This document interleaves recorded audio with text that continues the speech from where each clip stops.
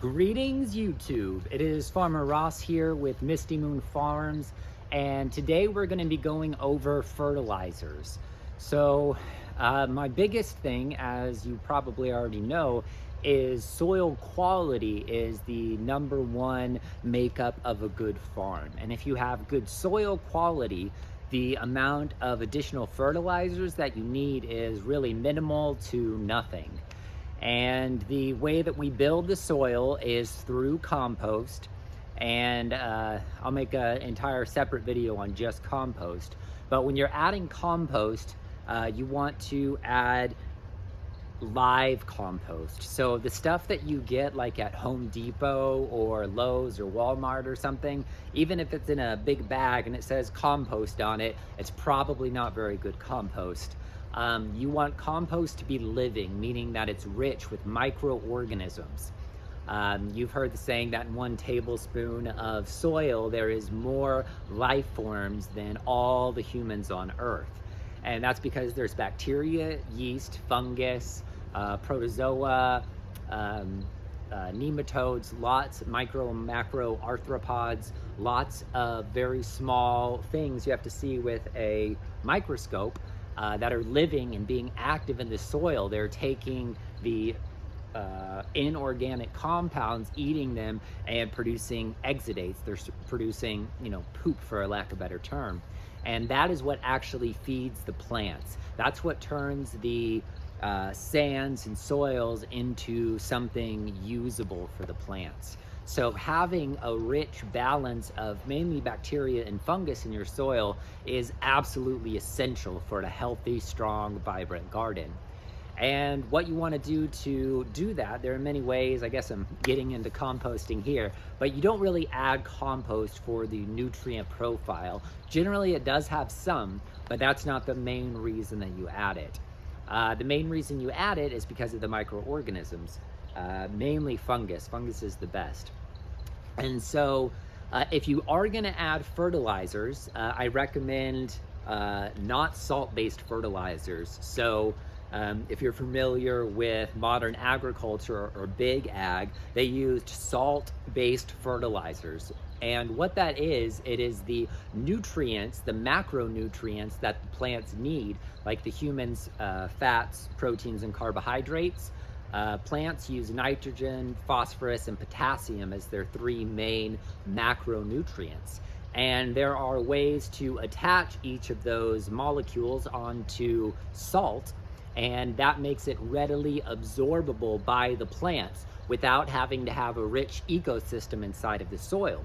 So farmers who are using salt-based fertilizers, like most very large commercial productions do, they are kind of like using steroids or something for their plants. They're giving them what they need to produce and live, but all of the micro nutrients, like the vitamins and the minerals, are not going to be inside of the produce. And that's a huge problem, because then the people who eat them, aka us, become deficient in them if we're not getting them with all the fresh fruits and vegetables that we're eating.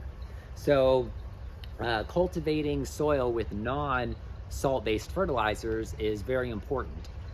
They also have a tendency to wash away very quickly, and they also don't do anything to build the soil. So if your soils are depleted, you want to build those. Using compost, high quality compost, again, another video on how to do that and your options. So don't use salt-based fertilizers. What you want to use are organic fertilizers. So that can be fish emulsion, bone meal. They have their own combinations. I use something called Biosol, Biosol, and it is a slow-released pelletized fertilizer, which I like a lot. I just mix it in to the rows every season, maybe twice a year. I'll just sprinkle a little bit on there, and a little bit goes a long way. And since it's pelletized, meaning, let me get you, show you what it looks like. No. It is wet and very nasty, so we're not going to do that. But it is pelletized, meaning it just looks like little granules, kind of like popcorn kernels, and it's dry. and you can sprinkle it on top or you can rake it into the soil. And over the next 3 to 6 months, that is going to break down. It's fish emulsion, seaweed, things like that. It's going to break down and provide a steady stream of nutrients for the plants and for the soil life, because the microorganisms, the bacteria and the fungus are also going to feed off of that to produce more exudates for the actual plants. So slow release pelletized organic fertilizers are really awesome. If you notice throughout the season that you're struggling, like your tomatoes are struggling, we've talked about bone meal for blossom end rot for your tomatoes and your peppers. That could be an option, bone meal in those two instances if you get blossom end rot. And then also you can use like a liquid fish emulsion blend to get nutrient to the plants if they're looking like they're not producing well for whatever reason, they aren't getting enough nutrients. You can hit them with an organic liquid fertilizer, which is generally like a fish emulsion type thing. It's like a black gooey liquid.